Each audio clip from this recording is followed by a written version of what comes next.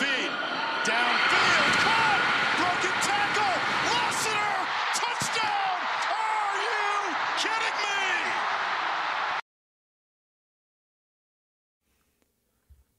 There it is, Alex. There it is. Welcome to the Saturday Show, 97.5, the KSL Sports Zone. Christian Esparza, Alex Napoles. Alex, you're running on fumes, man. You were producing that BYU post game last night. What a magical moment for the Cougars as Darius Lassiter brings in a pass from Jake Retzlaff. Makes three guys miss on his way to the end zone to put the Cougars up with 10 seconds left, secure the win, and get to 7-0. Alex, I think we can safely assume that might have been both of our highlight for the week.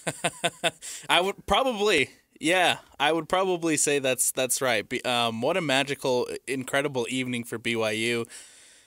Amazing that they had the opportunity to go down with only 1:13 left on the clock to march down the field, make a couple of big plays. There was a catch made by Chase Roberts that was huge for the drive. There was a run by Retzlaff that was also absolutely fantastic for BYU. And then to top it all off with that 35-touchdown snag from Darius Lassiter to send Lavelle Edwards Stadium into an absolute frenzy. It was phenomenal. Yeah, I mean, and I said already, but Lassiter made three guys miss on his way to the end zone. One guy, the corner, right as he made the catch, and then he made the first safety miss. The guy dove at his legs, and he kind of jumped over him, and then the other safety came in, and Lassiter kind of juked him out of his socks on his way to the end zone. So what a way to win last night for BYU. Final was 38-35, and this was an Oklahoma State team that, you know, they were picked to finish towards the top of the Big 12, and then they lost to Utah earlier in the season, and they haven't really been the same since. They've been a pretty big disappointment as far as Big 12 teams, but everybody kind of knew, like, watch out for these guys because they still could be dangerous. They have a veteran head coach. They've got the Doak Walker Award winner at running back in Ollie Gordon III, who, by the way, had a bit of a resurgence last night. 16 carries, 170 yards, and 2 touchdowns. Had a 50-yard touchdown early on in the game. So everybody knew, beware of this Oklahoma State team. They could still be dangerous. They're 0-4 in conference now, 0-3 going into last night, but you know, they're kind of a sleeping giant. It was almost a trap game for BYU, and they almost fell for it. But Jake Retzlaff, man, credit to him.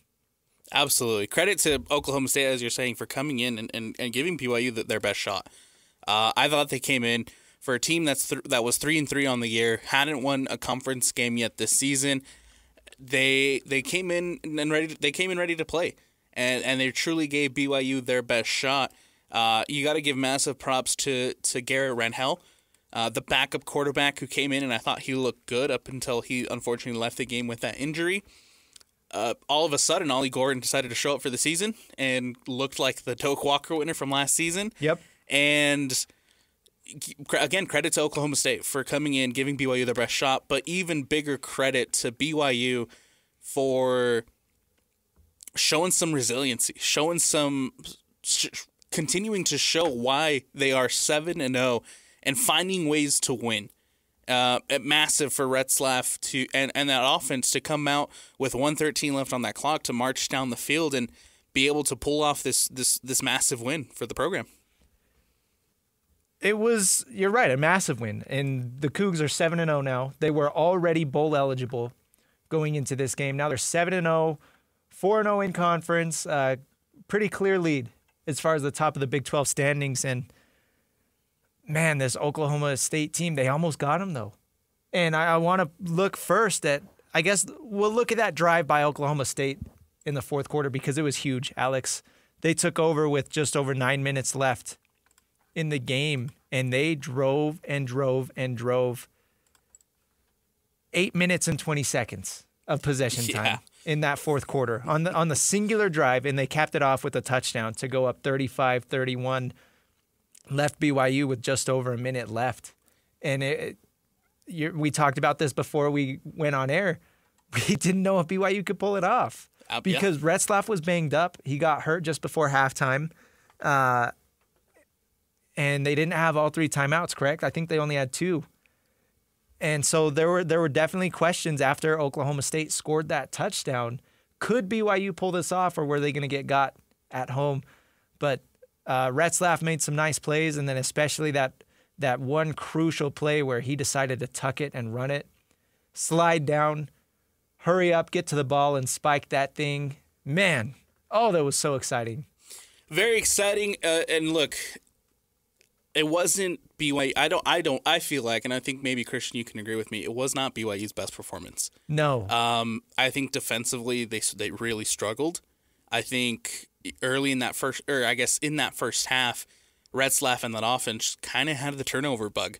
I mean, not necessarily they were playing bad, but I mean, they were turning the ball over. They threw the 3 interceptions in that first half, and then for BYU to not have their best performance and yet be able to come back, battle back adversity, and continue to fight even with so little time left on the clock and be able to come out with a win. Like I said, it's a massive win, but defensively, I mean, you look at that drive that lasted 8:26 in that fourth quarter.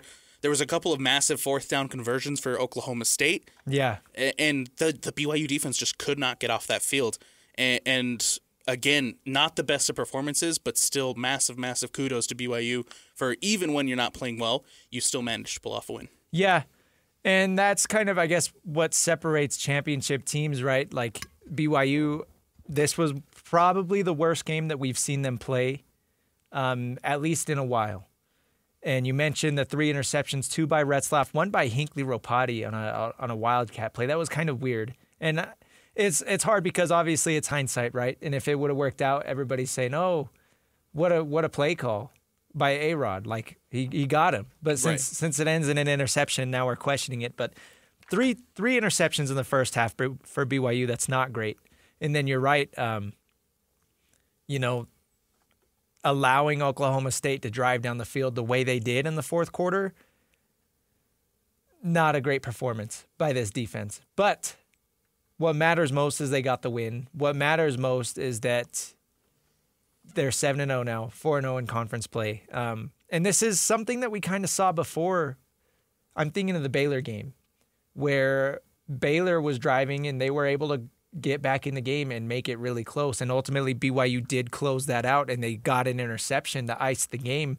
And this is kind of a conversation that we had, like, they bent, but they didn't break, and they made plays when they absolutely needed it, which is good. That's good to see. But ideally, you'd like to see BYU control the game all the way up until the finish so that they don't have to rely on these miracle moments to pull out the win. Right. And look, I think either way, BYU did in that, especially in that second half. Despite maybe not having the best defensive game, I thought in that second half the offense came back out and played really well. Yeah. You look at the 4 drives that BYU had, and they scored on every single drive. And it's kind of crazy to think that they only had 4 drives in that fourth quarter, in that second half. Yeah. But you get a touchdown on that first drive by just running the ball. You just ran it down Oklahoma State's throat. They did not pass the ball at all on that drive. I don't think they passed. I think maybe they had 1 pass in the entire third quarter. Yeah. They just ran it down Oklahoma State's throat, and massive, massive kudos to LJ Martin, who I thought looked really, really well. Ropati had some good plays, and the ability to. One of the concerns we had coming into the year for BYU was this running game, but since LJ Martin's been back, I thought the running game has looked a lot better, and LJ Martin has really solidified himself as the running back for this team. It's kind of the same story for both teams, right? We talked about Ollie Gordon having not shown up all year for Oklahoma State. Similar for LJ Martin and BYU, and LJ's been banged up. Okay, so it's not quite the same situation because Gordon has been playing every single game, but LJ has been dealing with a couple different injuries since training camp. But last night, he looked healthy. He played like it. 20 carries, 120 yards, 2 touchdowns. That's 6.0 per. Jake Retzlaff, of course, helping out. 9 carries for 81 yards and a touchdown. And then you mentioned Ropati as well. 6 carries for 47 yards. And then Parker Kingston added 1 carry for 7. So all in all, 36 carries, 255 yards, and that's 7.1 yards per carry for the Cougs. That's awesome, especially with when you look at the passing offense struggling in the first half, and then Jake Retzlaff, as I mentioned, got a little banged up there before halftime. Being able to have that ground game was huge, and they don't win that game last night if they're not running the football the way that they did. Oh, and it's absolutely. a little scary because I mentioned Jake Retzlaff got hurt, and he seemed to be favoring that shoulder, but then he was still running the football in the second half, and this is before that game-winning drive when he needed to run the ball, when he put his body on the line.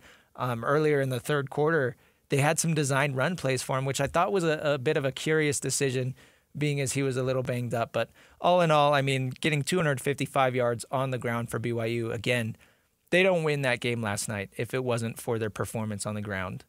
LJ Martin, again, showed up. Retzlaff doing what he does. He's really good at noticing when he has that space and when he has the opportunity to step out of the pocket, to step up and make a big run. Yeah. There was a couple of big runs for Retzlaff, especially in that last drive where he just cut up that Oklahoma State defense. On the opposite side, I mean, you look at Ollie Gordon, 107 yards, finally looking like the guy who won that Doak Walker Award last year, was one of the best, if not the best, running back last season. And this is a BYU defense who's really good at stopping the run. Yeah. But last night they were not. And again, that just goes back to the defensive struggles of BYU. And, you know, they, despite, again, not having a good night, they did make the plays when they needed to. Ultimately, I think it was a bit of a wake-up call. Yeah. For the defense and the team as a whole. I mean, it's emotional, right? You get that 6th win, you're bowl eligible, you're undefeated, and you kind of have that feeling like we did it. We already have more wins than we had last season. We did it. And then maybe get a little complacent. You have this team that's really been struggling coming in. You've played really well at home so far. So it kind of sets up this trap game scenario, like I said. And I think BYU came out and got punched in the mouth a little bit. I think they got a little dazed by how hard Oklahoma State was swinging. And the defense, you're right. This was the worst performance we've seen from the defense so far this year. But I'd be shocked if they play this poorly again. I think again, it's a wake up call. They're going to say, okay, we can't let this happen again. Jay Hill's gonna really get these guys going. Coach Satake's gonna get these guys going. Some of these leaders on the defense, Isaiah Glasker, Crew Wakely, he's gonna make sure these guys are straight and saying, hey, you know, our goal is not just the Big 12 championship. Our goal is to make the playoff, win a couple games, and compete for a national title right now. I mean, they're sitting at 7-0. There's no reason that should not be their goal. Absolutely. So I definitely think that the defense is going to come out firing next week, and they're gonna want to remind everybody, like, hey, we're dogs.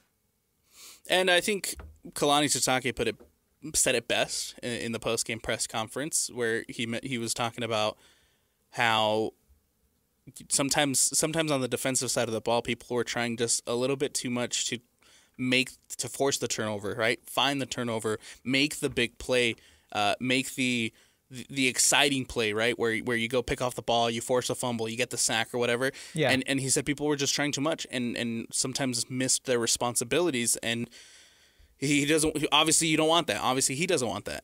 He was talking about how the team needs to be more disciplined, how the team needs to be, continue to do their 111th on the field. Yeah. And I have to agree with that. BYU has done a really good job of forcing turnovers this year and forcing sacks and getting pressure on that quarterback and making big plays on defense. And so I definitely can see a little bit of players trying to step up to make the big play, but really you just have to make sure that you are doing your assignment and you make the play that you're supposed to make, right? Yeah. And I think that we kind of saw that last night where guys were just either missing tackles or missing assignments because they wanted to make that big play. And I think that's what allowed Ollie Gordon really to kind of get going in this one. Yeah, not just Ollie Gordon. I mean, they were able to get it going with multiple guys on the ground. Rodney Fields came in. I believe he was a freshman. And Ollie Gordon kind of left the game in the fourth quarter. He was hurt. I mean, a lot of guys got banged up in this game, but Fields came in and, I mean, he wasn't dazzling by any means, but he got the yards when they needed it. And that was concerning, allowing a true freshman to come in and carve you up on that final drive. I do want to say BYU did almost get a takeaway on that drive, on Oklahoma State's drive in the fourth quarter. I'm spacing who it was, but there was a near interception. The ball got tipped up. Might have been Harrison Taggart. I think it was Taggart. You're right, and it went right through his arms. He dropped it, and that is a completely different scenario if he does end up catching that, and then the Cougars are able to just run the clock out there. But unfortunately, that's the reality of what did happen. Is he was not able to bring that interception in, and Oklahoma State dang near iced this game with an 8-minute drive. So we'll see how BYU's defense responds. But again, I'd be very, very shocked if they come out and get hit in the mouth like they did last night. I'm also curious, and I know this is a 7-0 BYU team who won last night, and I don't want to get caught up in hypotheticals, but I am curious to see if we're having the same conversation if Garrett Rangel stays in the entire game, because Rangel was running all over that defense. Yeah. They were having a really hard time stopping the QB run with Rangel in the game. Made that huge 54-yard run late in that first half, where he injured his shoulder and wasn't able to return to the game. So up step Alan Bowman, and Alan Bowman did Alan Bowman things. Yeah, and did not look good. Dude, Bowman was rough. He started off 0 for 5. I think. And they were bad misses. Oh, they were horrible. So I am curious if we're having the same conversation if Garrett Rangel was able to finish the game. Yeah. Are you surprised that Gary Bohannon didn't come in at halftime after Jake Retzlaff got hurt? No. No, not at all. And I think that's just a testament to Retzlaff. Yeah. It's obvious how much the coaching staff trusts Jake Retzlaff. It's obvious how much this offense, the receivers, the O-line trust Jake Retzlaff. And so I'm not surprised by the obviously by the decision to continue keeping that confidence and that faith in Jake Retzlaff. It was on an interception, right, to close out the first half. Yeah, he was trying to make a tackle. The Hail Mary, through the interception. Guy was coming. I can't remember who it was. Might have been Rawls. Was running back and made the tackle. Kind of landed awkwardly on his shoulder, but came out in the second half looking fine. He did look good in the second half. No turnovers in the second half, so that was awesome. And, dude, oh, my gosh, we got to talk about that one run. I think it was in the third quarter maybe. It might have been in the fourth quarter. It was a designed run where the defensive end came free, and Jake Retzlaff spun him out of his socks. Oh, yeah. He's looking like Michael Vick a little bit. That was awesome, and that was encouraging, and that's kind of what I'm talking about, where it was a little curious that Retzlaff hurt his shoulder, and then they're still calling design runs for him. But at the same time, I guess that means that it wasn't very serious, right? So, Retzlaff played really well in the second half. The Cougars, as a whole, offensively, played really well that second half. Next up for BYU is going to be UCF in Florida. And, again, that's a team that people were picking as maybe a surprise contender for the Big 12 title, but they have fallen short of expectations. Based off of what happened last night, even though BYU got the win, I think they're kicking themselves a little bit because that game shouldn't have been as close as it was. And I think that they're going to want to prove a point next week at UCF. No, and you can hear it from the coaching from Satake in the post game press conference, right? He's happy with the win, but he's also very critical of the defensive struggles. He's very critical of the turnovers, and so I like the mentality. I like the way that Satake is approaching that in saying, yes, we'll take the win, we'll celebrate it, but we have to get better.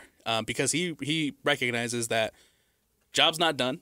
Yeah. Job's far from done, especially if BYU wants those aspirations of making it into a playoff game. And so I love the approach of, yes, we won. However, we need to get better. UCF, going down to UCF could be a tough game. And so I'm right there with them. Just continue to get better. Continue to come out and learn from either your mistakes, learn from some of the situations you were in against Oklahoma State, and just continue to build off of that and get better. Not the best performance, but at the end of the day, man, you'll take 7-0. Don't get complacent, Yeah, right? there you go. But 7-0 is, that's spectacular, man. Who would have thought? Definitely not us. Here are the Big 12 standings as of today. BYU, of course, 4-0 in conference. They played on Friday night, so the rest of the teams yet to play. Iowa State right there at 3-0, and then Texas Tech 3-0 as well. Kansas State, Arizona State, Cincinnati, Colorado, and West Virginia are all 2-1. And then you've got Arizona, Utah, they're 1-2. Those are the only two teams that are left that could potentially make noise, but we'll talk more about Utah later. I want to talk about how the rest of this conference schedule is going to shake out because it's pretty exciting. Iowa State, they're playing today. They are hosting UCF. That kickoff is at 5:30. Iowa State ranked number 9 in the country right now. They're actually ranked above BYU. So that's a little interesting. But as things stand today, it looks like BYU and Iowa State are going to be playing for the conference title. What do you think there? That'd be a fun matchup. I would take an Iowa State BYU Big 12 championship. I think both teams have looked good so far this year. Yeah. Iowa State's defense. I mean, we talk about how great BYU's defense has been.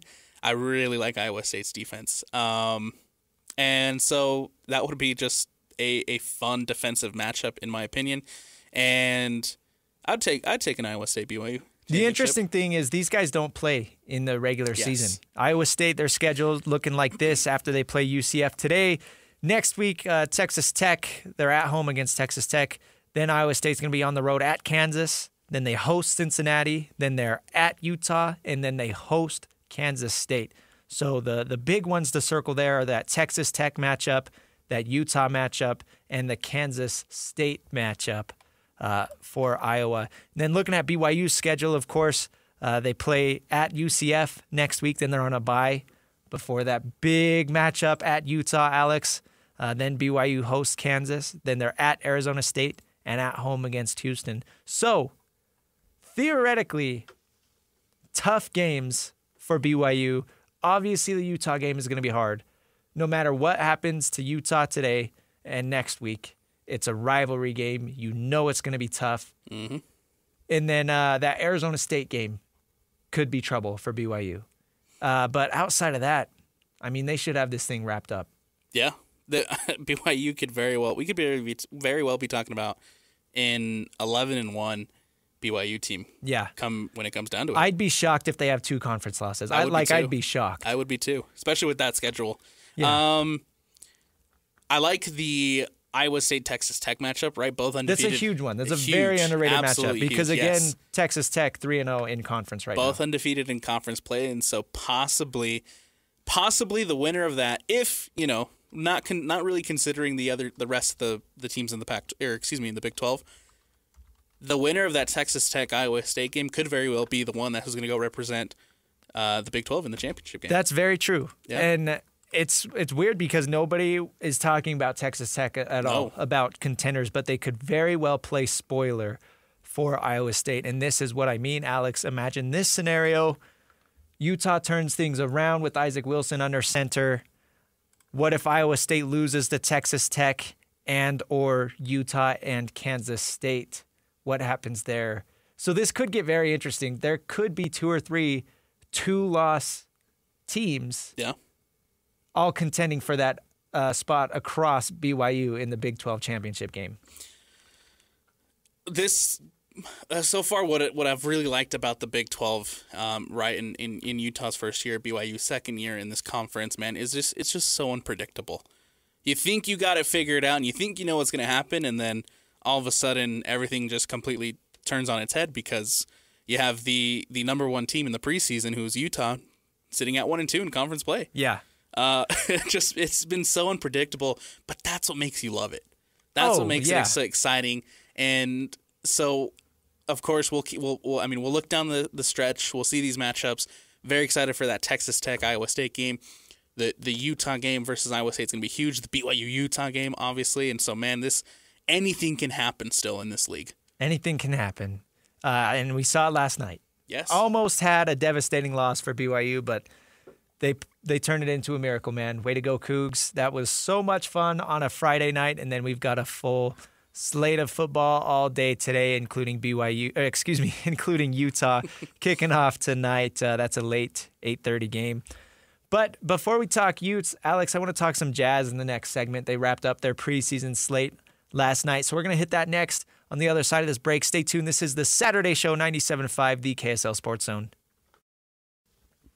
Welcome back. It's the Saturday Show, 97.5, the KSL Sports Zone. Christian Esparza, Alex Napoles. Alex, we are in the thick of it. The Jazz wrapped up their preseason last night, but it was a pretty ugly performance. It was in Portland. They lost to the Trailblazers 124-86.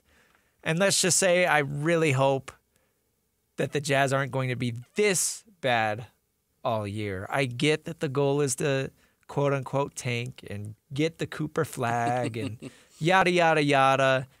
But you can do that without playing ugly basketball, right? Yeah, no, last night was not great. It was not good. And I think that I don't want to let this blowout loss to the Trailblazers kind of take away from the entire preseason, because I do think that the Jazz ultimately showed some bright spots in the preseason. Certainly. However, kind of a sour way to end the preseason, right? The Trailblazers are also one of those teams, you know, over the last couple of years, the Trailblazers also have been struggling. Not one of the better teams in the Western Conference, right? And to get blown out that way to close the preseason, I do think that leaves a little bit of a sour taste, not only in the players' mouths, but obviously in the fan base's mouth. Oh, yeah. Yeah. Speaking of sour taste, I mean, in case you're not realizing, and I'm speaking to you, the listener, in case you're not realizing how bad this was, Lauri Markkanen, 1 of 9 shooting. His lone shot was a three-pointer. He finished with 5 points. Taylor Hendricks, another starter, 0 for 3 from the field. His only point, his singular point, came on a free throw. Walker Kessler shot 2 shots. He made one of them. Colin Sexton finished 3 for 8. And then Keontae George, 2 of 5. So really, really poor performance from the Jazz all around. Their leading scorer was Bryce Sensabaugh. Bryce had a good night. 4 of 7, 2 of 4 from 3. That's about what we can expect from him on a night-to-night basis. So, hey, there's a bright spot there, Alex, but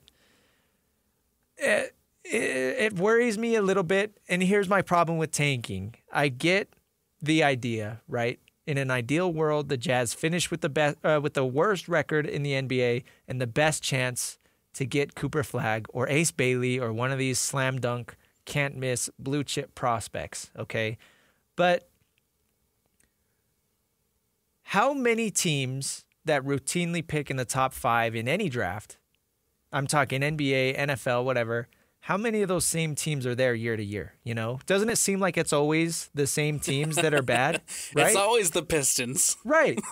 How long have the Pistons been a lottery team? Yeah. How long have the Hornets been a lottery team? 100%, Christian. You're right on. You're right. You're spot on.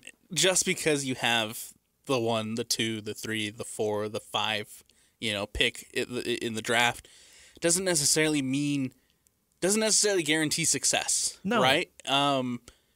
You look at the NFL, right? When the Panthers, who have been having high draft picks over the course of the last couple of years, except the ones that they traded away, but they're still one of the lower end teams in the NFL.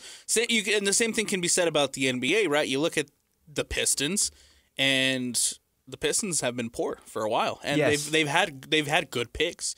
Cade Cunningham has been good,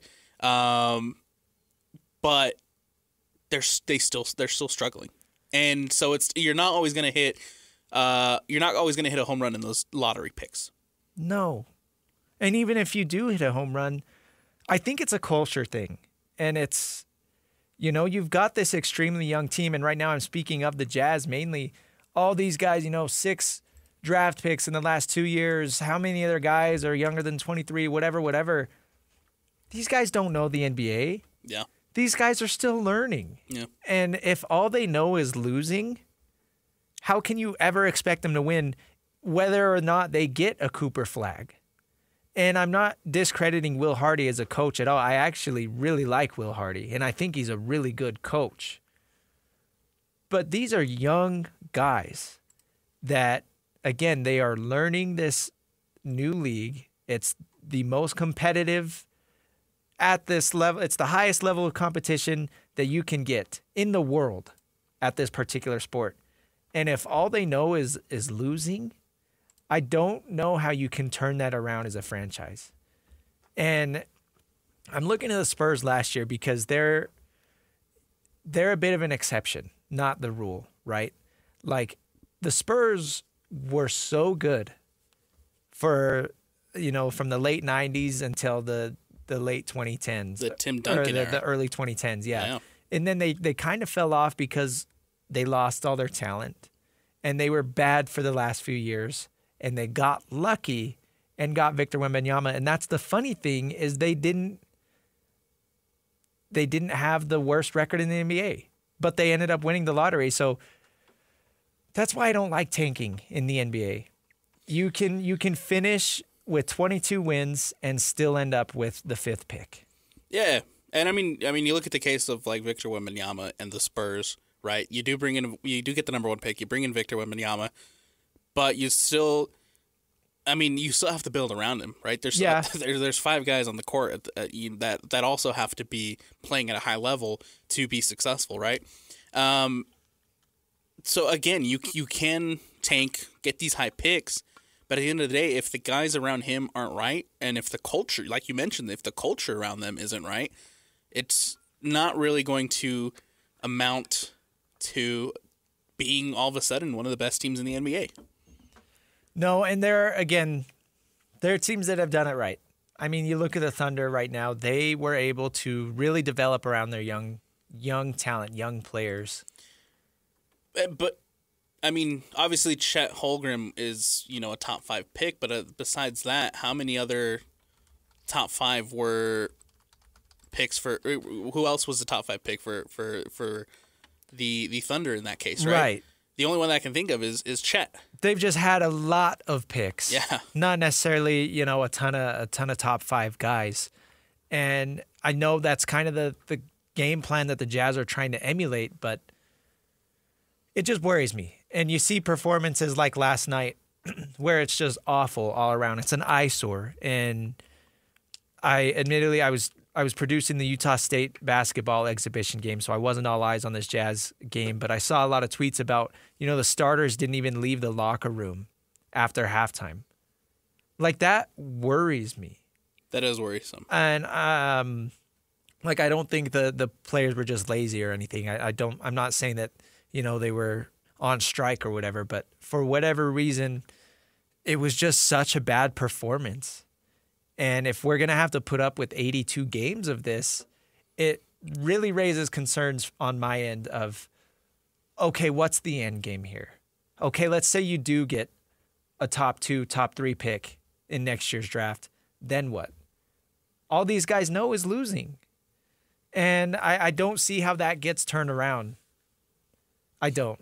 But, I mean, and then at that point, we're just kind of running around in circles. Right, exactly. We're just kind of running around in circles, and hey, this Jazz team has a lot of young talent, has players who can be really good, but then you lose a lot, you don't make the playoffs, and then we get back to the offseason, we're asking the same questions we were the previous offseason, where what's the direction of this team? Where are we going? What's the plan? What's the end goal? And we're just going to be, at that point, running around in circles and doing the same thing over and over again. Yeah, well, because, again, you mentioned, like we talk about the Thunder and their blueprint, you got to realize for every one Thunder team where, this kind of plan works out, how many other teams are there that it doesn't work out for? The Wizards are routinely bad. The Pistons, as we talked about, the Hornets. Yeah. Like, these guys, it's an endless cycle, and I don't know how they break it, even with a good coach like Will Hardy, and I think Will Hardy is a far better coach than the coaches on these other teams that I just named. I really do think that he knows what he's doing, especially with his background coming from a winning organization like the Spurs. But it's not just about the coach, especially in basketball, where the locker room and the culture inside the locker room and the players' mentality, night in and night out in such a long season, that is so important to a team, almost more important than the coach. And you need to have guys. I know that's why they brought in somebody like Patty Mills, right, to be a veteran presence in this locker room. But again, I don't see the vision right now, and I'm not trying to overreact to one preseason game. But let's be honest, like we know this is what we're going to be putting up with for the 2024-25 season. We're going to be talking like this every week. Yeah. And like you mentioned, man, like we don't want to overreact to one bad game in the preseason because, like I said, I do think that there was a lot of positives. Let's talk positives. We're getting gloomy. I do think there was some positives coming out of this preseason for the Utah Jazz. Right, there was a couple of good performances from the young guys like Keontae, especially early prior to tweaking that knee a little bit. I thought Hendricks at times looked good and showed moments of being a good player. And so I don't want this one loss to just overshadow all those positives, but to your point, Christian, there is a concern for this team, considering that, of course, the Trailblazers, not the best team, haven't been the best team, and you really struggled against them. Yeah, and it's one thing, it's just an absolute crapshoot on both sides, right? But for the Trailblazers, who are rebuilding as well, they don't have a superstar on their team.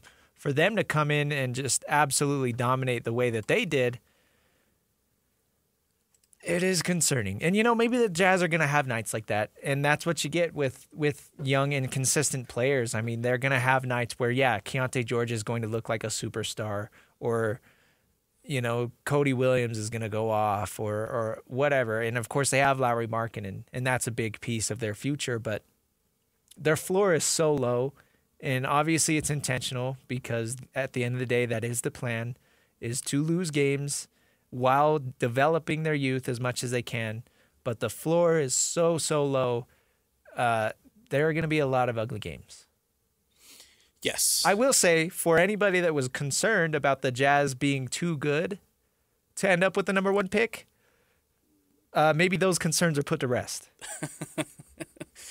And of course, I mean, obviously, of course, you want to get a good, you want to position yourself to have a good pick in the lottery.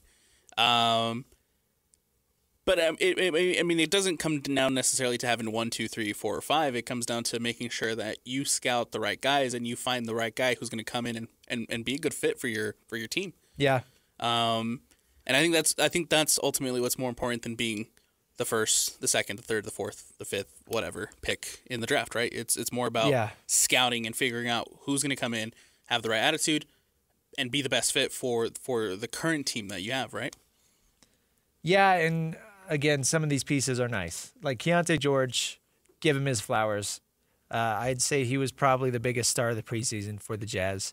Yeah. And Lauri Markkanen, I mean, we know what he is. He's not going to be playing a ton of preseason minutes, but we know he's a star. He's one of the top probably 20 or 30 players in the league. He's great. And maybe a couple of these other guys can turn into something. Colin Sexton really flashed last year. Maybe he can be a long-term piece for the Jazz. So there are bright spots, but man, last night left such a bad taste in my mouth. And it's just kind of poetic, right? It's the final preseason game, and it's like, buckle up. We're in for a hell of a season. Well, and now we have to sit on this loss until Wednesday when the Jazz open up their season here against Memphis. NBA as a whole tips off on Tuesday. A lot of fun matchups. It's going to be a fun season. I mean, the NBA is fun, and there are always some things to iron out for every team across the board, right? But it's fun. It's here. How about Karl Anthony Towns on the Knicks last night? That was a pretty good game. I'm spacing who they played. I remember doing it in my scoreboard update. Anyways, just there's always some interesting moves being made in the NBA. And I was seeing some tweets from Keith Smith from Spotrac. He was saying there could be some more moves made today because a lot of these teams in the luxury tax are going to be trying to cut as much money as they can so they don't have to pay those big fines. But again, the NBA season tips off Tuesday. We got Knicks at Celtics and then Timberwolves at Lakers. So there you go. I think seeing Karl Anthony Towns in a Knicks jersey is going to take some getting used to. But, definitely. But, hey, 22 points last night against the Wizards. That was... The Wizards, that's what it was. Yeah. I'm excited to see what this Knicks team can do. I'll say that. Well, they were a conference finals team. Exactly. Real quick, Christian, before we go to break, does Boston repeat? No. I think it's too hard to repeat in the NBA, especially with these new luxury tax rules and things like that. And I know that Boston did a great job of keeping their core pieces. And I know that Jason Tatum, for as much crap as we like to give him, he and Jaylen Brown are great together. And then Derek White, an awesome third guy there as well. But it's just so hard to repeat in the NBA. And there's so much unpredictability night in, night out. I mean, we had the freaking Pacers making a run in the playoffs last year, right? Like you just never know what could happen. I would say the Celtics are favorites for sure, but there are some good teams. I think the Thunder are going to take a big step forward this year again, and it's funny bagging on the Jazz's plan, seeing as it worked really well for the Thunder. Yes, and absolutely. I know they just lost Isaiah Hartenstein, their big free agency acquisition. He's going to be out for a little bit, but man, they're good. They've got some really good pieces, and I think they're going to be the team to beat in the West. Obviously, the Timberwolves, team to watch out for. I think the Nuggets are going to want to rebound as well. And then who knows? Maybe in the East, maybe Giannis and the Bucks can kind of step up and challenge the Celtics for one last run. But yeah, I don't know. To answer your question, no. Like you mentioned, it is hard to repeat in the NBA. But I am looking at a team, like you mentioned, the Thunder, to make some noise this year. They showed a lot of really good things last year. I'm excited for teams like Oklahoma City. And they haven't hit their potential yet. That's the thing about the Thunder is for as much good as we saw from them last year, we know that they still have room to get better. How much better can the Celtics really get? I think they drop off from last season. I don't think it's a significant drop off by any means because they have so much talent, but I mean, I don't think that they can play better than they did last year. Yeah, it's a good way to put it. Yeah.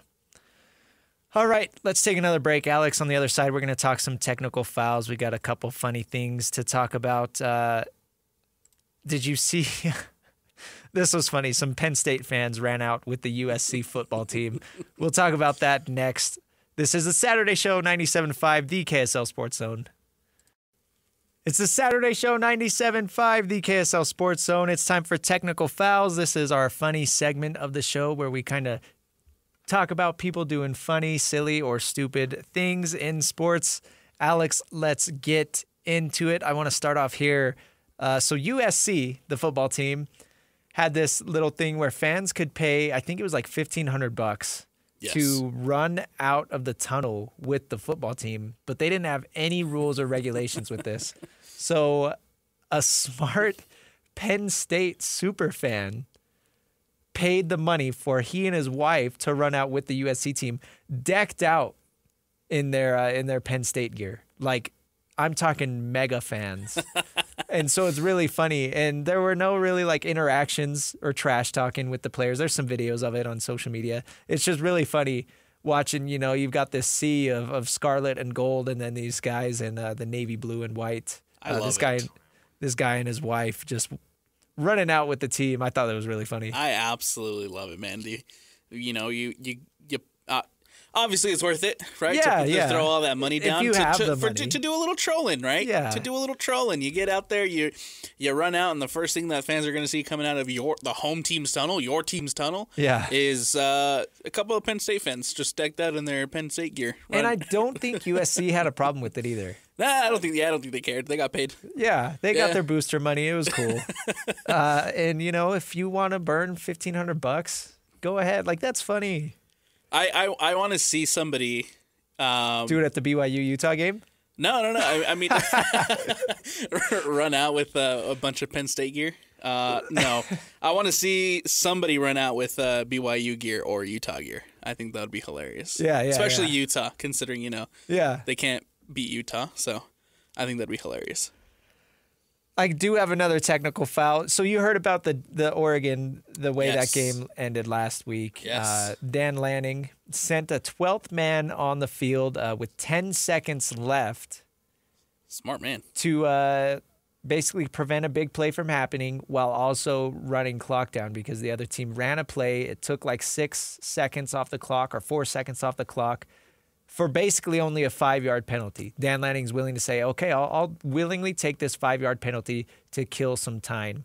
Smart move by Coach Lanning. I think that is what separates like good coaching from just an average coach. Yeah. Like knowing, and Bill Belichick did this in the NFL all the time, knowing how to exploit these loopholes as far as the rule book and the clock and things like that. And say what you want about it being dirty or kind of cheap or whatever. Again, you're here to win football games, right? And Dan Lanning did that. Anyways, the NCAA is cracking down on this loophole. They are not going to allow it to happen again. They're changing this rule, Alex. From now on, if a team willingly sends a 12th man out with 2 minutes left in either the first or second half, the team can take the 5-yard penalty and then also choose to reset the clock to the original time. So my question is, you said willingly? Yes. Keyword, willingly?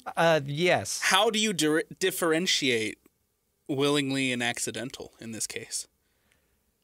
I think there's a difference, like if they're making a substitution and somebody's late running off the field, right? I think you can clearly tell if a player is out there, like lining up.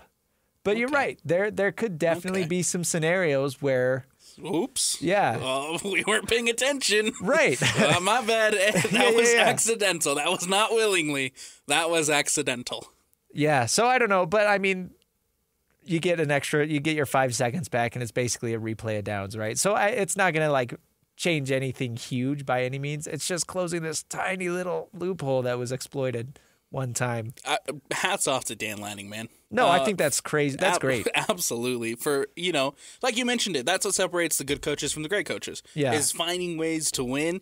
And I know people are upset, specifically Ohio State fans are upset about the whole situation. But if the rule states it and that's how it was written out and you just take advantage of it, hats off. I mean, people talk about the Utah substitution rule on the defensive line all the time and how that allows you to stop the clock for a little bit. If the offense makes a substitution, you have to let the defense match it. Whittingham exploits that all the time. Yes. Yeah. And, it's just situations like that.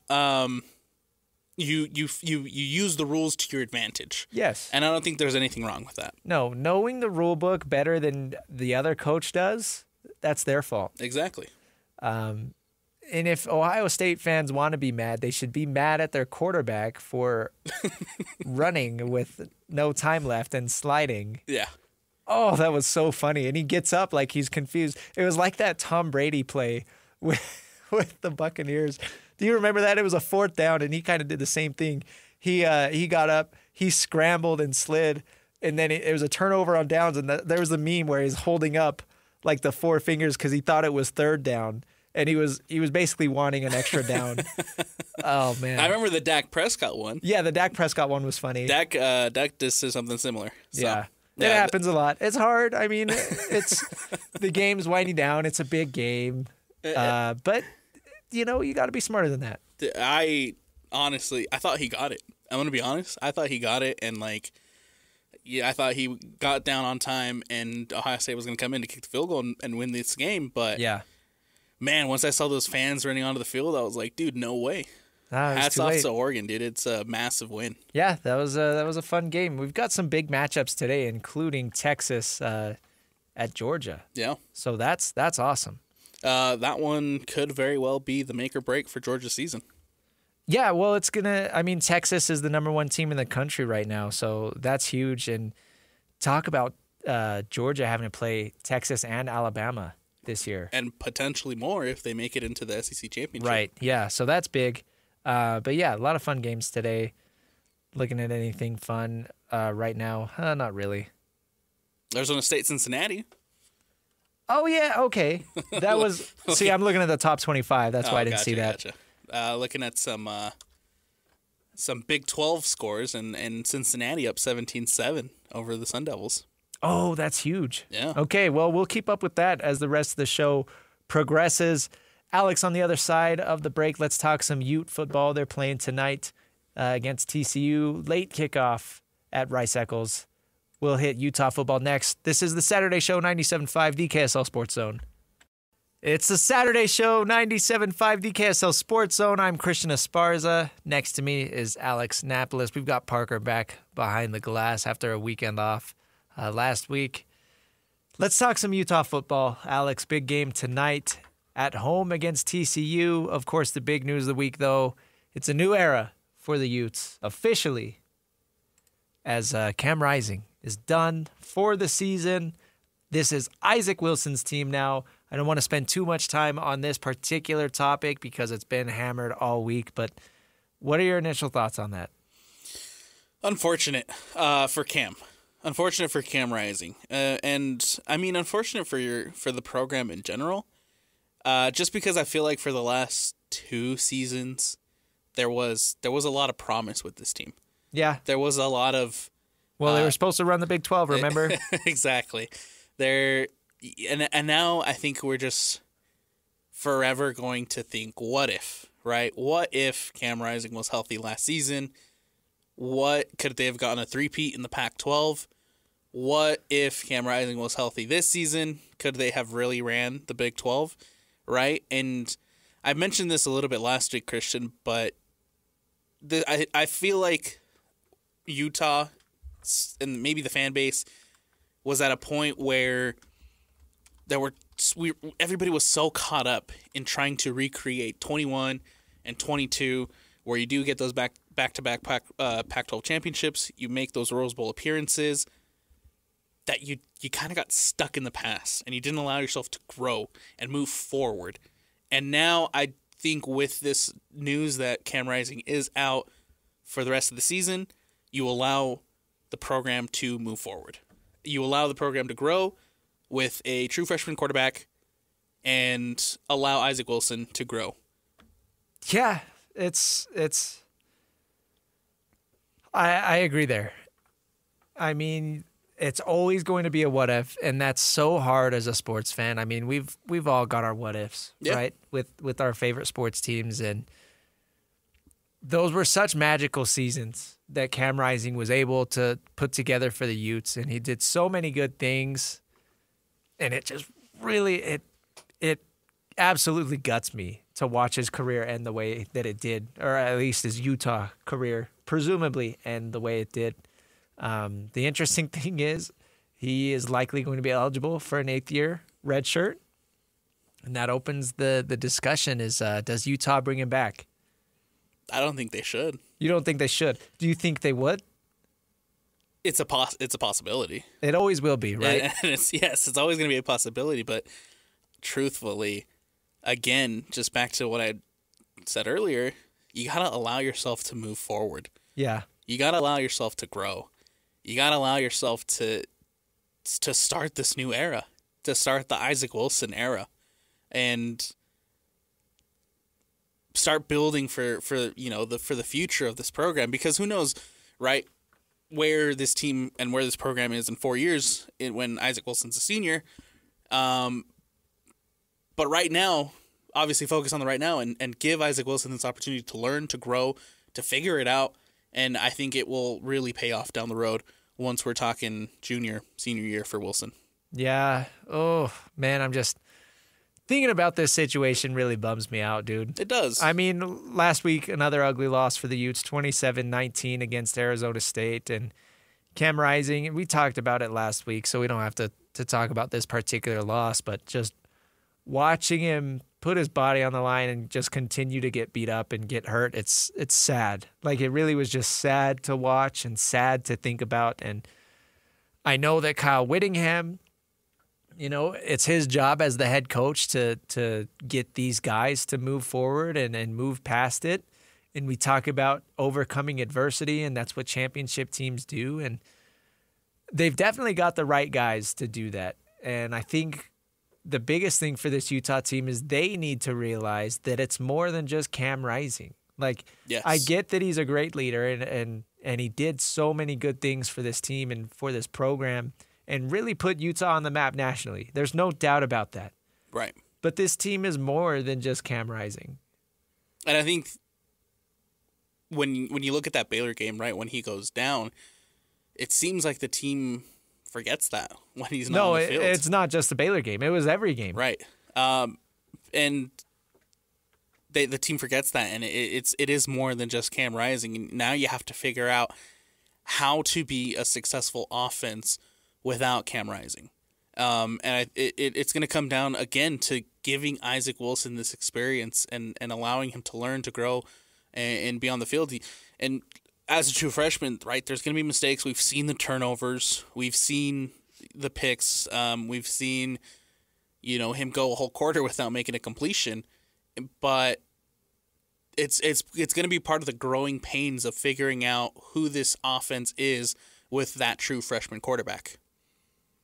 The good thing, though, obviously, is that, again, as I mentioned, this is Isaac's team now. Yeah. And that has to be reiterated to him every day. He's a young quarterback. I mean, a year ago, he was playing high school ball, right? A year ago, he was talking about Lone Peak cheerleaders.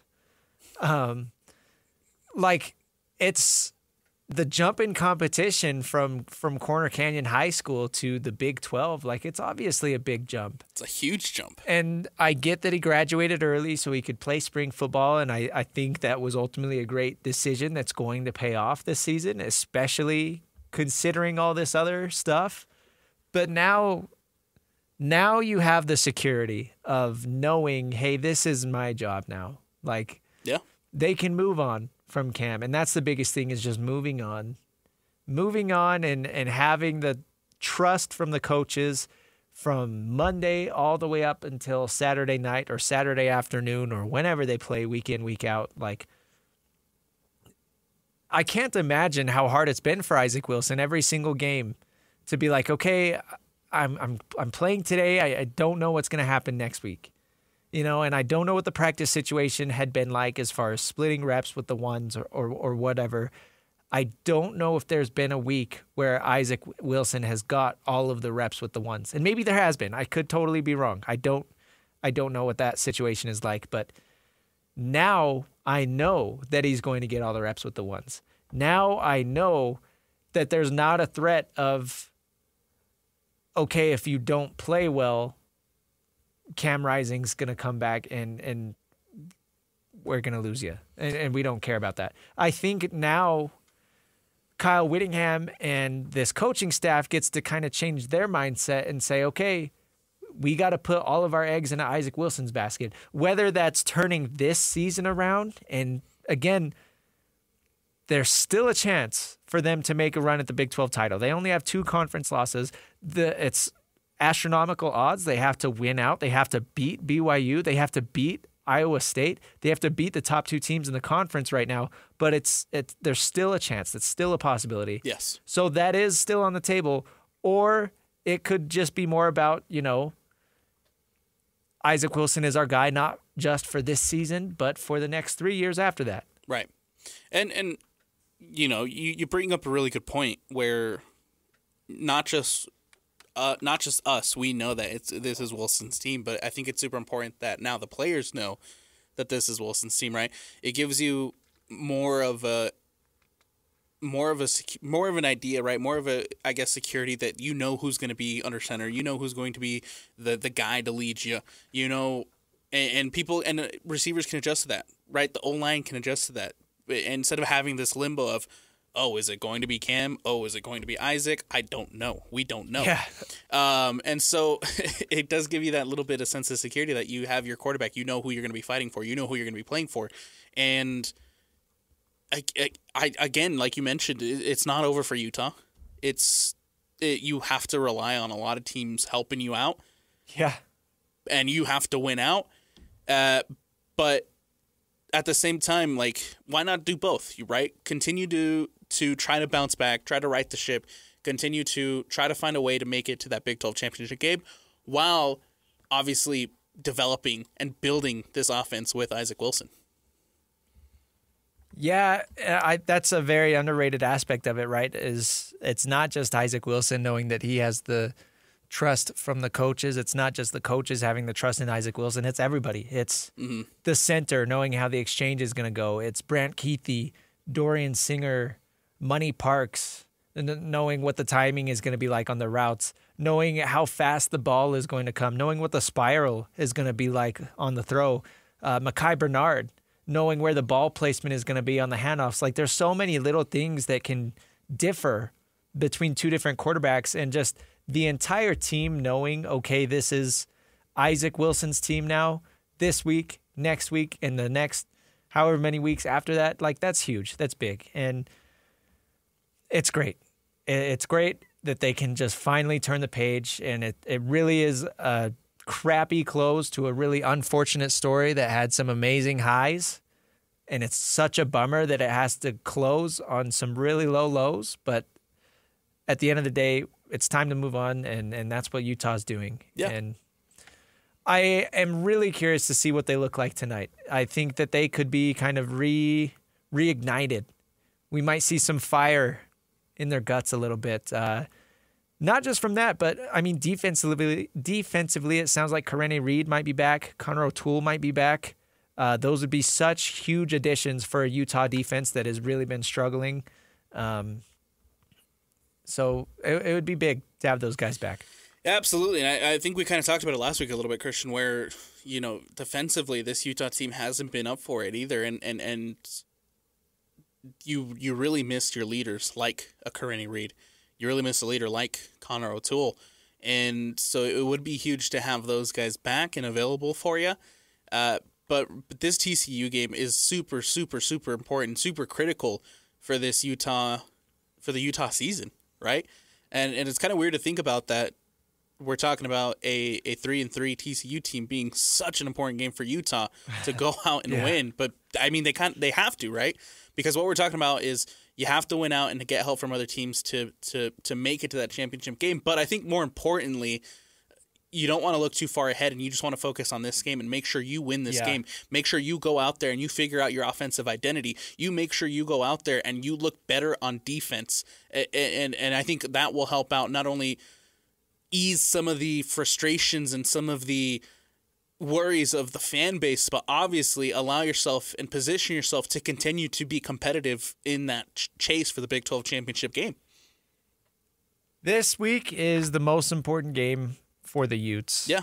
After that, the most important game is the next one at Houston. Yeah. And after that, the most important game is at home against BYU. And after that, and after that, and after that, it's a week-by-week thing now for the Utes, and they've got to continue to get better and better every single week, and the potential's there. I mean, we know it. We talked about it, and especially, again, mentioning guys like Karene Reed coming back, that's big, because not only is Karene Reed such a big leader, such an important leader, such a good player for this defense, but it also does things like make things easier for guys like Lander Barton. Yes, and I think Lander Barton has really missed Karene. Yeah, it's been very clear. I Yes. mean, Lander was a guy that we were all high on. I mean, how high did he rank in Hands on Scotty's 60 and 60? And he has not lived up to those expectations this year. But a large part of that is because he's having to do so many different things that he doesn't normally have to do because of Karene Reed not being out there on the field. I think Lander and Karene complement each other really well. And no disrespect to Jonathan Hall, who I thought has stepped in and shown some really good signs. Yeah. But they make things easier for each other. Yeah, but it takes a while to build kind of that chemistry and kind of that familiarity, right? Yeah. With a guy stepping in. And so I think Jonathan Hall has done a really good job stepping in. However, there was a lot of plays and a lot of moments in that Arizona State game where I think Lander was trying to compensate a little bit for trying to basically do two people's jobs, him and what would have been Karene's job.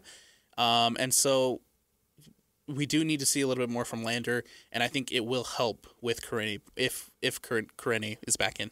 Well, from Lander's side, knowing that you got a star next to you in Karenni Reed, I mean, it just allows you to put blinders on and focus on your job. And it goes back to the confidence. Yeah. It goes back to the confidence. The same thing we're talking about the offense in having that confidence and having that and knowing Isaac Wilson's going to be the guy. You can basically say the same thing about Lander and Karenni.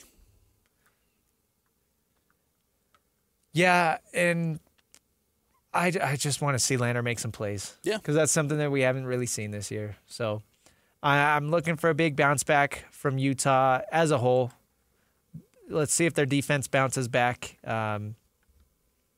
But the unfortunate thing, Alex, if they don't do it today, I don't think it happens. This is the pivotal game of the season for the Utes. I think this is the make or break game. I would agree.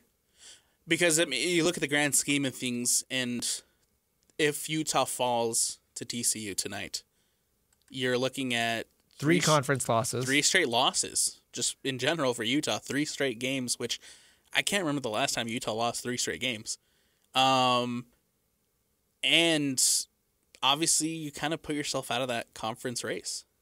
Oh, yeah. With a loss. Plus, you still have to play BYU. Plus, I can't remember the last time Utah lost 2 games at home in a season. Oh, right? yeah. So it's just kind of, if Utah doesn't win tonight, I hate to say it, but that, that's the nail in the coffin. That's the nail in the coffin. For sure. Yeah.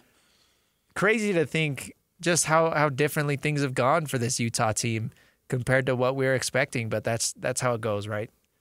Nobody's ever right in the preseason. I mean, you look at the preseason rankings from, for all the teams, right? And all the top teams that we were supposed to be contending are towards the bottom. And then the teams that were at the bottom, like BYU, who was picked to finish last in the Big 12, sitting at the top and sitting pretty. So just to reiterate kind of this conference race with the rest of the season, the second half of the season on our plates now, Utah is at home today against TCU. Next week they're at Houston. Then they have a bye before they're at home against BYU. Then they're at Colorado, at home against Iowa State, and then at UCF. So the 2 ones to circle there are, of course, the BYU and the Iowa State game. Those are the 2 teams at the top of the Big 12 right now, both undefeated. There is a possibility that if Utah wins out, they're playing BYU in the Big 12 title game. Boy, that would be a fun title game. And again, I don't want to hype this up yet because those odds are really low right now. we got a long based way to go. off of what we've seen. We've got a long ways to go, but it is still alive. And the good thing is, I mean, if Utah wins out, that's their tiebreaker, assuming Iowa State drops another game, right? They would have the head-to-head tiebreaker over Iowa State. So that's a positive there. But, I mean, if Iowa State's only loss of the season comes to Utah, that, of course, doesn't really matter. But it's going to be fun regardless. Well, this has been a really fun season for the Big 12. Absolutely. And we talked about the unpredictability in that top segment. But, I mean, look going back to Utah schedule and looking at kind of, again, their outlook. One, they have to win out. They need some help from other teams if they want to make that championship game. But more so, you look at that stretch where you go BYU, Colorado, Iowa State. And that's going to be a really tough stretch, considering what we've seen from those teams up to this point, right? And so now we look at this TCU game as being a critical game, not only for your season, but to build that confidence. And now you look at that Houston game again to build that confidence heading into that BYU, Colorado, Iowa State stretch. Utah needs some good performances and some good wins to build that confidence to allow you to head into that stretch feeling good about yourself. Does Utah get back on track tonight at home against TCU? It's a night game, Alex. 8:30 kickoff, 7:30 pregame here on The Zone. That's going to be on 1280, by the way, tonight, 1280 a.m. So 7:30 pregame with Lloyd Cole and Christian Cox leading up to kickoff. Then, of course, after the game goes final, we have the post game here as well. So we'll see. Big game for Utah tonight. We got to hit a break. On the other side, we'll talk about 5 minutes of a little bit about everything. Ourselves playing tonight, Utah Hockey Club playing tonight as well, so we'll hit that next. This is the Saturday Show, 97.5, the KSL Sports Zone. It's the Saturday Show, 97.5, the KSL Sports Zone. Christian Esparza, Alex Napoles. Alex, it is time for 5 minutes of so much to talk about. Not enough time. They only give us 2 hours. Can you believe it? I know. I mean, it makes sense. I wouldn't give myself more than 2 hours. I wouldn't give either. myself another hour either, but but no, it's fine. I love this 5 minutes. 5 minutes of, so then that way we can kind of hit on a bunch of other topics that we need to touch on for the day. Let's start with the Utah Hockey Club. They return to the Delta Center tonight after a 4-game road stretch. Went pretty well, Alex, considering some of the teams they played. They started at the New York Islanders, then they played the Rangers, then the Devils, and the Ducks. They beat the 2 New York teams, the Islanders and the Rangers. Rangers was a nice win, 6-5 in overtime. Rangers were a playoff team last year. They made a pretty deep run. But then they lost their last 2 games of the road trip, 3-0 to the Devils. And then in hockey, you classify it as an overtime loss, I believe is what they say. So that is different than a regular loss because you still get a point. It's a point system like soccer. So anyways, I believe 7 points in a 4-game road trip.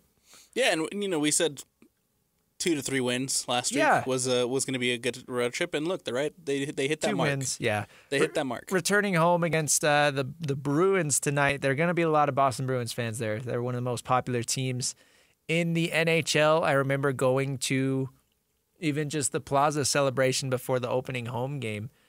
Just a lot of hockey fans there, right? And they show up and they're wearing, a lot of Blackhawks jersey because that's who they're playing. But there were a lot of Boston jerseys just because, again, they're a popular team. They're one of the original teams in the NHL. So this is going to be a big game for Utah. I'm expecting, of course, the Delta Center to be sold out. I'm expecting it to be rocking, but big test for the hockey club, especially defensively. Their defense has not only been struggling, allowing 4 goals to the Islanders, 5 to the Rangers, 3 to the Devils, then 5 to the Ducks. They lost defenseman Sean Dursey for about 4 to 5 months, according to head coach Andre Tourigny. There is hope that he'll be back for a potential playoff run. They didn't classify this as a season-ending injury, but he's going to be out for the foreseeable future, and that sucks because the defensive line was already really thin. That's a big loss on the defensive side of the ball, the puck. And look, you just want to continue to see the hockey club make strides. They obviously huge wins against the New York teams, right? A big win against the Islanders, big wins against the Rangers, as you mentioned. You just want to see them continue to build on that, and especially here at home. Boston, like you mentioned, super popular team, a good team in hockey, and you just want them to go out there, have a good performance, and hopefully kind of figure some things out on the defensive side, right? Yeah. Figure some things out on defense and work on conceding less. I think for the most part, I've really liked what I've seen from Connor Ingram.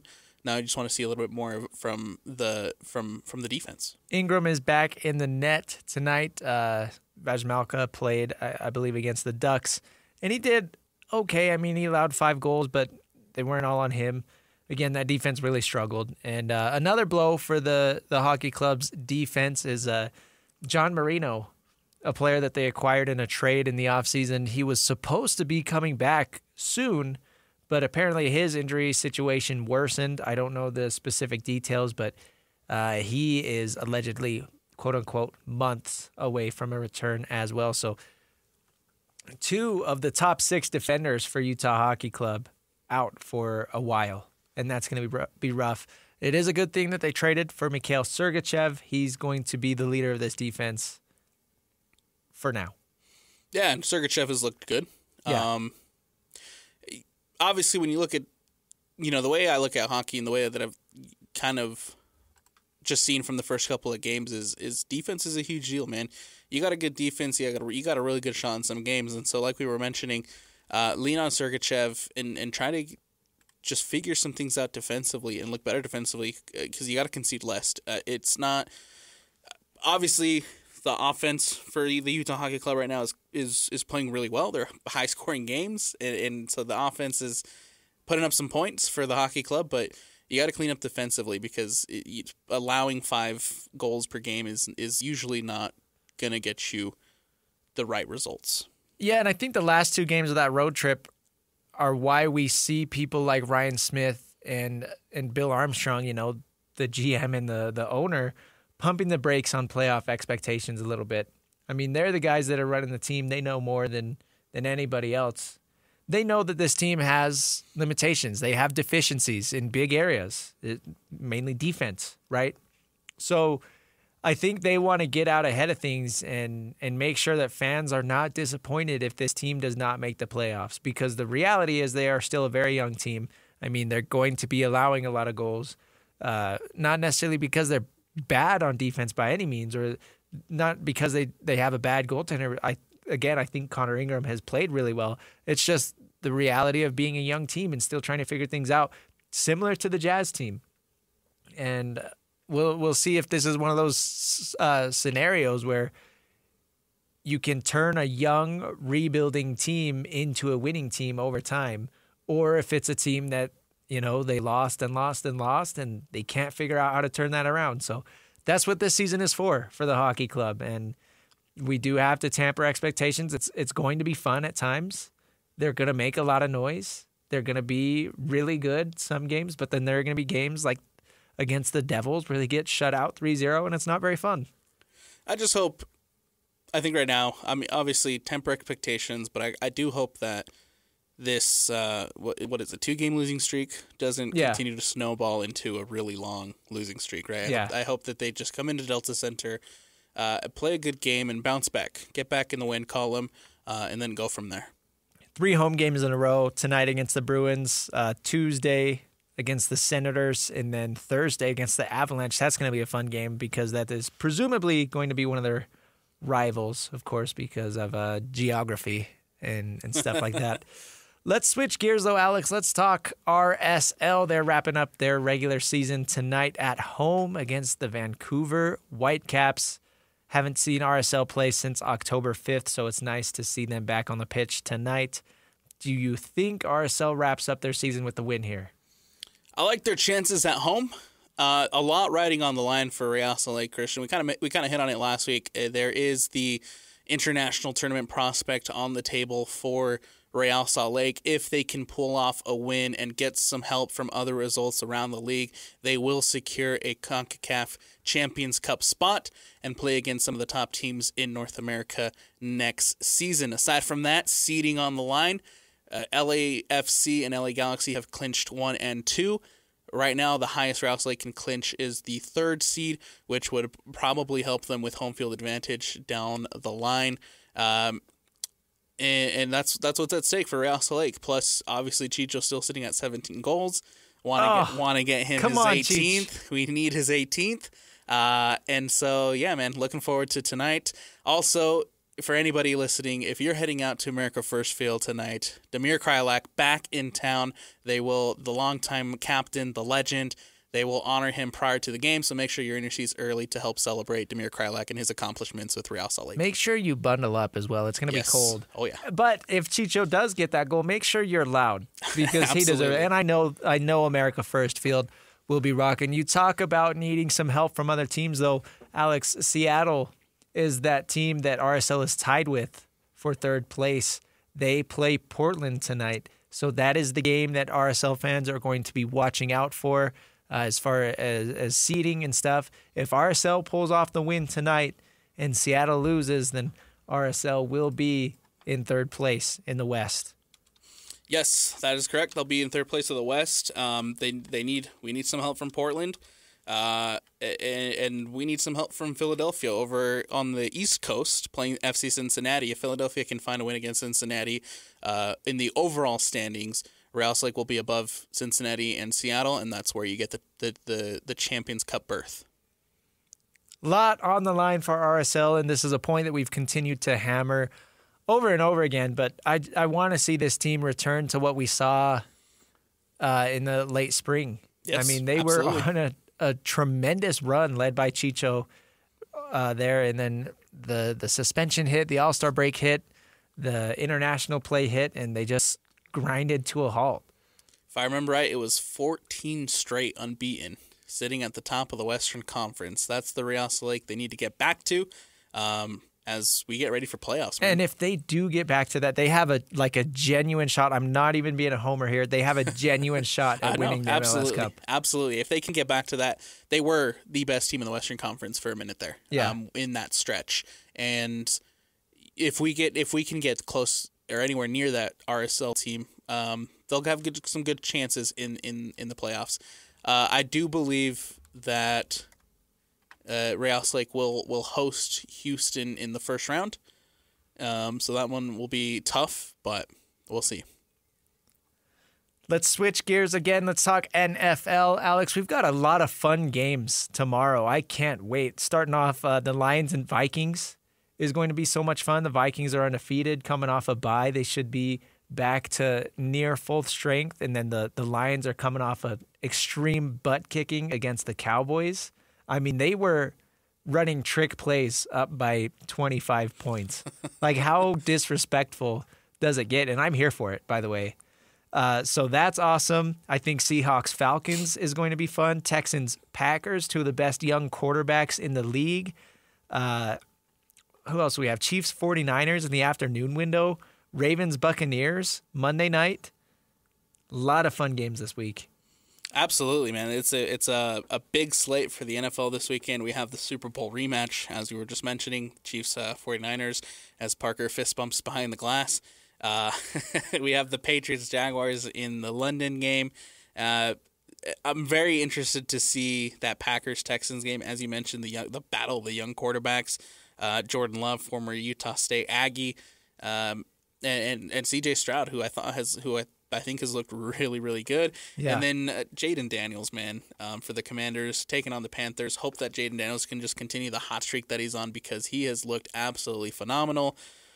Big games coming up on Monday, too. I like the Ravens-Buccaneer matchup, and then you got the Chargers taking on the Cardinals. Yeah, I don't like that they're doing a doubleheader on Monday Night Football. I get early on in the season when there's no buys, but we don't need 2 Monday night games. I don't know. It's a little weird. Give me another afternoon game, I'd say. Because right now there's only 3 afternoon games tomorrow. Raiders at the Rams, Panthers at the Commanders, and then Chiefs at the 49ers.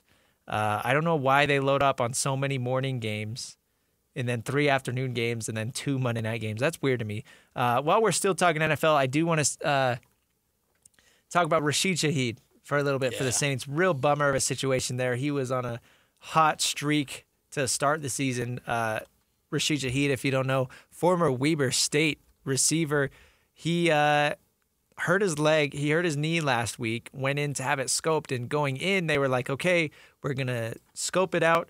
We're either going to repair it, and he's going to be out for the year, or we can clean it up a little bit, and he'll be out a couple weeks. They ended up having to repair it. So Weber State star, former Weber State star, and current New Orleans Saint Rashid Shaheed out for the season. That's such a bummer to see, because he was on a real tear. Yeah, even though, through the last couple of weeks, the Saints kind of struggling, I feel like he was a bright spot on their offense.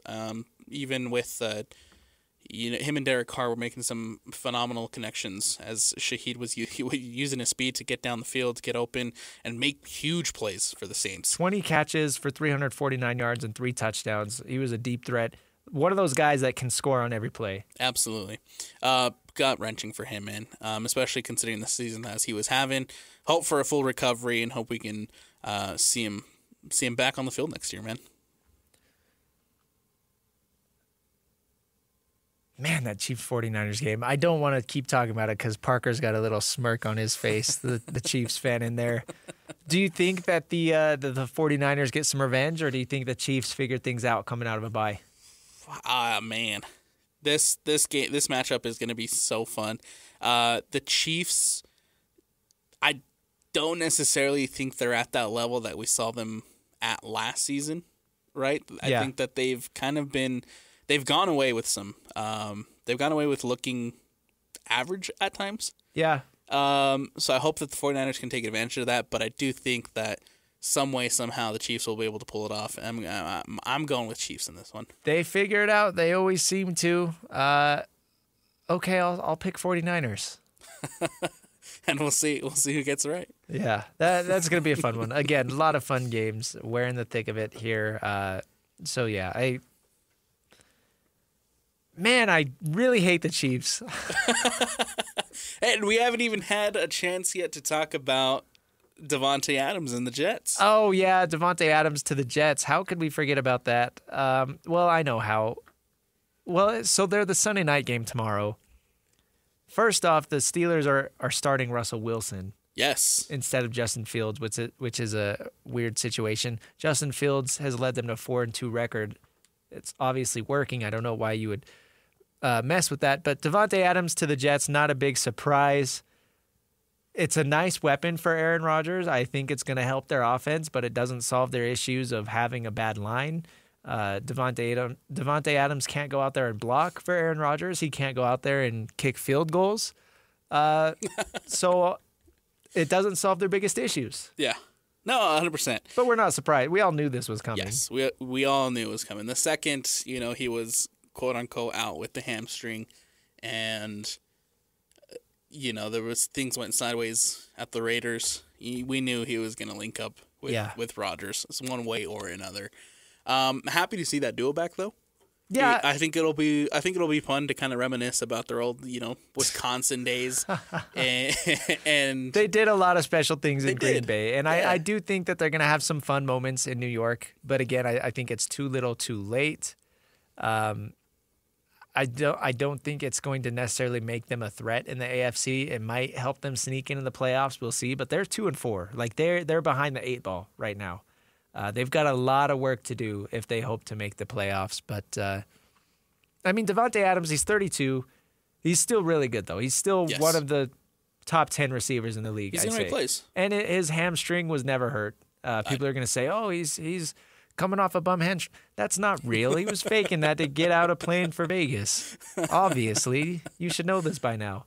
Christian, what's going to be the bigger and the more impactful trade? Is it going to be Davante Adams to the Jets, or is it going to be Amari Cooper to the Bills?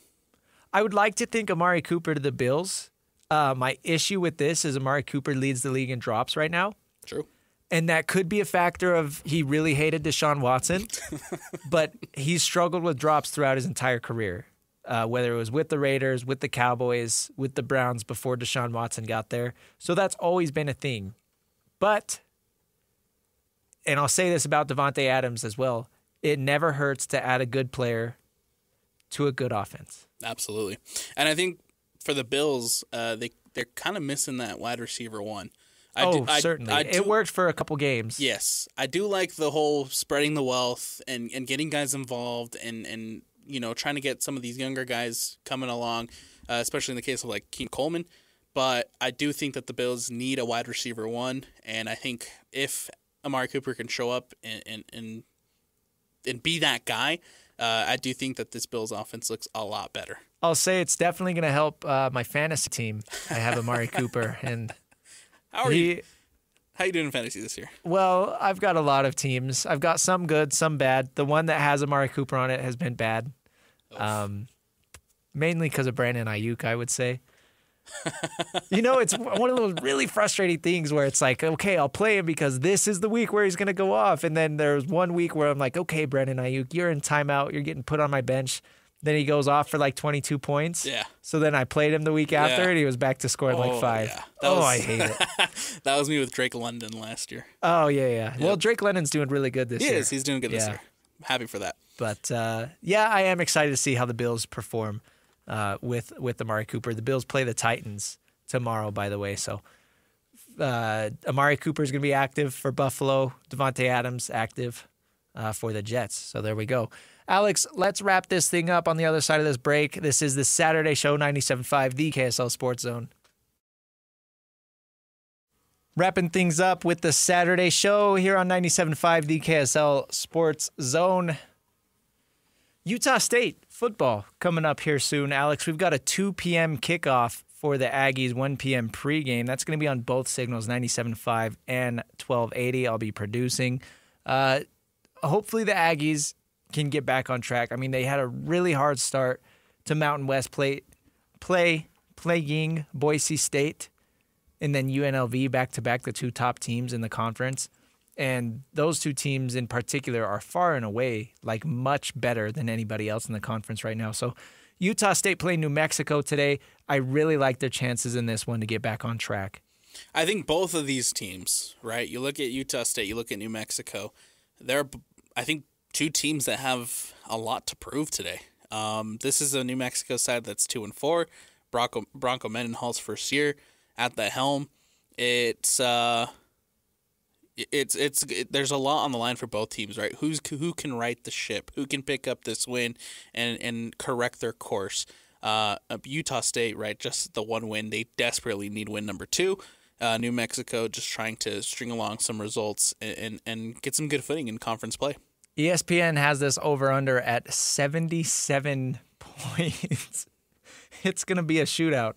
Jalen Royals and Jack Hestera last week each had 10 catches for 150 yards. So Utah State can put up numbers. And in the last 2 weeks, New Mexico has gone over 50 points. Yeah. So. And their defense has not been able to stop anybody, much like Utah State's defense. So hence why the projected total is so high. Again, we've got the Utes playing tonight. Crucial game at home against TCU. That is an 8:30 kickoff, 7:30 pre. Also on the zone schedule for today, RSL first kick is at 7 versus Vancouver, 6 p.m. pregame. And then Utah Hockey Club at home against the Boston Bruins. That is a 7 p.m. puck drop, 6 p.m. pregame. The hockey is going to be on streaming only, by the way, today because we have so much else going on at the same time. So that is our schedule here at the KSL Sports Zone. All-day coverage, as always. Be sure to tune in first to Utah State kicking off against New Mexico coming up here in just over 2 hours. One more thing. We got our predictions and hold ourselves accountable for that Utah game. That's true. Yeah. Oh, we did talk about we got to do more predictions. Yeah. Okay. Where are you going, Christian? I think Utah is going to take this one. I think it's going to be 26-18. Oh, okay. I think the defense comes out on top of their game. I don't know if Isaac Wilson can break 30 points with the Utes. Maybe he can, but the offense might have a learning curve. 26-18. I think this is a game for the defense. Look, TCU can score points. There's no doubt about it. Defensively, they struggle. I think this is a game where Utah figures it out defensively, and Utah comes in with a 24-20 win over TCU tonight. Okay, really close. Yeah. That's going to be mine. All right, lock them in. Lock them in. Parker, you got a prediction? No prediction from Parker. I think he agrees with us, though. I think we're all going to hope that the Utes can pull this one off tonight. We'll see. We'll talk about it next week. This is the Saturday Show, 97.5, the KSL Sports Zone.